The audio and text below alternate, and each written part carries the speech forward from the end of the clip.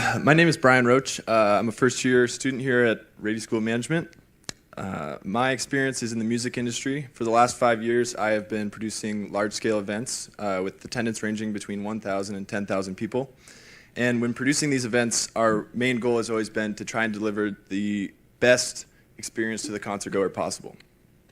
And after analyzing our business model, and which is actually the same business model for most of the companies in the industry, I realized that we could never really meet that goal because of this one little thing that was such a big part of the experience. And that was, it started at the point of sale of the ticket. With these service charges, it created a huge issue with the customer because the costs sometimes exceeded upwards of 20% of the ticket. So I began to think, what if we could come up with a solution that could somehow eliminate this service charge? We could, if we were able to do such a thing, we would be able to attract a huge audience towards our service. So that's when I came up with PassTracks. With PassTracks, we have created a digital ticketing solution that allows event production companies to work directly with artists to eliminate not only service charges, but also allow them to deliver complimentary high-quality music downloads upon purchase of the concert ticket.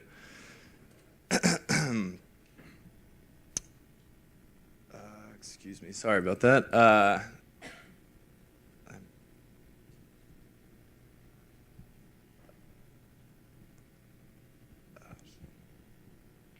Our team is comprised of myself, the founder, our in-house legal counsel, and my business partner, John Schaub. We are seeking 20% or $200,000 for a 20% return on investment over the next 10 years. And thank you for listening to me.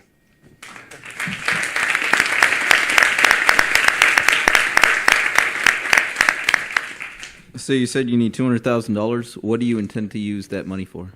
So our company, we're planning on being a mobile-first company. We want to be with where technology is going and where the world is going. Most people are actually purchasing tickets now on their phones, and they're moving more away from desktop purchasing to mobile application.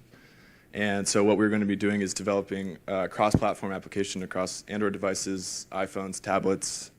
That's the majority of the money would be spent on that. So $200,000 to build the app? Yes. What about convincing venues to accept or to switch over to your thing? Do you guys have a plan for that? Yeah. So the way our service works is we provide our service is free for the event organizer. We don't charge them a fee.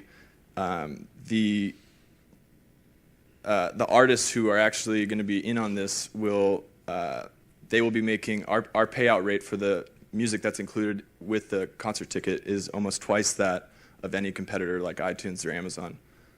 So that on board, just that alone is a huge incentive for artists because they're going to make a lot more money. So where in this are you going to make the money, and how much? So are you selling it for? That's what I mean. Of the each track is, let's say, $1 on iTunes. Well, here the artist would be getting paid roughly 80% of that. On iTunes, they make about 60%, and we would be taking about 12 to 15% off the top of that. So you mentioned 10 years down the line. You said at $200,000 for 20% over the next 10 years. So what does the company look like in 10 years?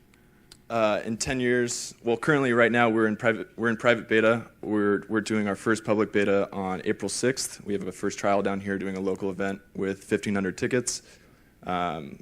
We plan to expand all over the San Diego area and then up into LA.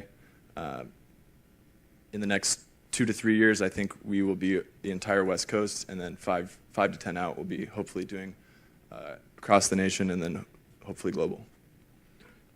So I guess I was wondering, is there, in addition to geographic footprint, are there additional sort of services into this market that you would be adding on to grow the platform or expand its offerings, or is that the core?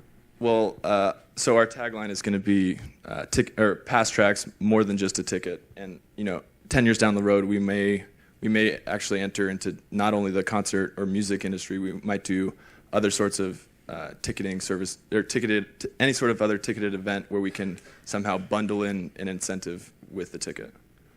So that could be sports, that could be theater, pretty much anything.